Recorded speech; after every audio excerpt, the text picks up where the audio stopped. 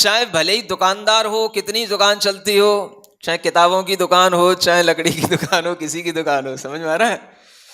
तो वह किसी भी प्रकार से दिन भर में 24 मिनट का समय निकालो जब हम बिल्कुल शांति से बैठे हो।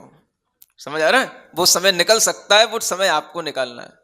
चाहे किराने की दुकान वाले हो, चाहे हलवाई की दुकान वाले हो, समझ आ रहा है, चाहे किताब की दुकान वाले हो।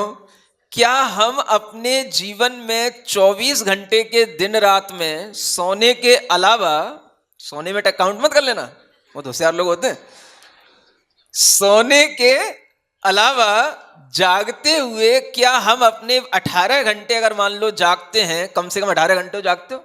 6 घंटे से ज्यादा कौन सोता है? आदमी को नींद ही कहाँ आती है, इतना काम काज रहता है?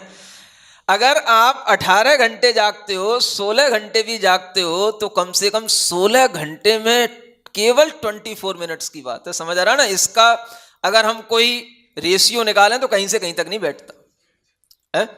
केवल 24 मिनट्स फॉर आवर सेल्फ। क्या समझ में आ रहा है?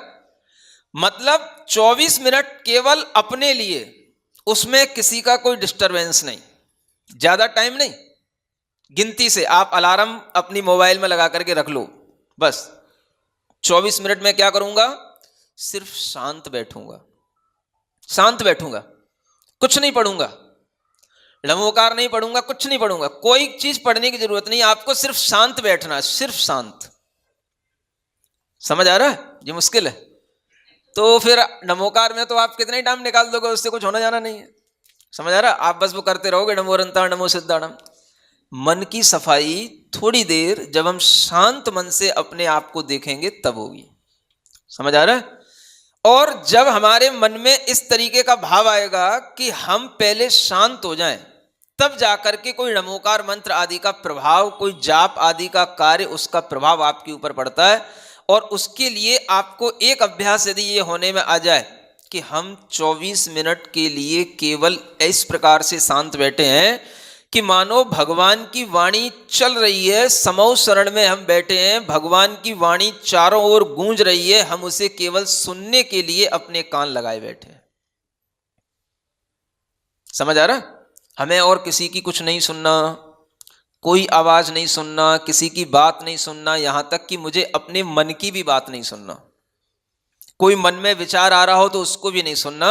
हम केवल शांति से बैठेंगे, ये देखते हुए कि भगवान के समौ शरण में हम बैठे हैं, बीचों बीच में भगवान विराजमान हैं, गंधकुटी के ऊपर, सिंहासन के ऊपर भगवान विराजमान हैं, हम बस भगवान के सामने बैठे हैं और शांति से हम केवल सुन रहे हैं। हमें नहीं मालूम कि हमें क्या सुनने में आ रहा है, लेकिन हमें लग रहा है हमें सुनने में आ रहा है। क्या सुन रहे हो? एक बहुत बड़ी अच्छी प्रैक्टिस आपको बता रहा हूं, समझ आ रहा है? मन को शांत करने के लिए, मन को परमात्मा से, प्रभु से, भगवान से, अंतरंग से जोड़ने के लिए, और मन को एक इस तरह की ऊर्जा से भरने के लिए कि मुझे कोई दिव्य बात हमारे अंदर प्रवेश कर रही है, हमारे हृदय में कोई दिव्य वाणी आ रही है, इस तरह की फीलिंग लाओ पहले। क्या समझ आ रहा है? जब आप इस भाव में बैठोगे तो आपके अंदर इस तरह के अच्छे अच्छे विचार अपने आप आएंगे कि वो आपके जीवन की उन्नति में सहायक बनेंगे। क्या समझ आ रहा है?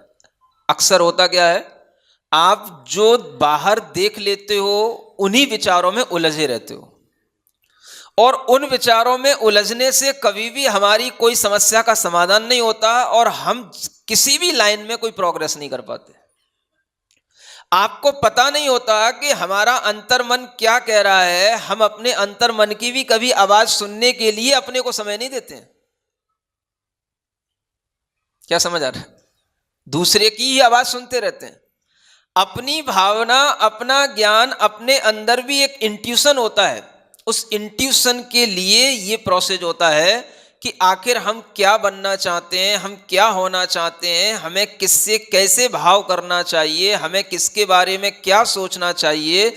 इसके लिए आपको अपने आप ज्ञान मिलता चला जाएगा अगर आप केवल 24 मिनट के लिए खाली हो जाए तो।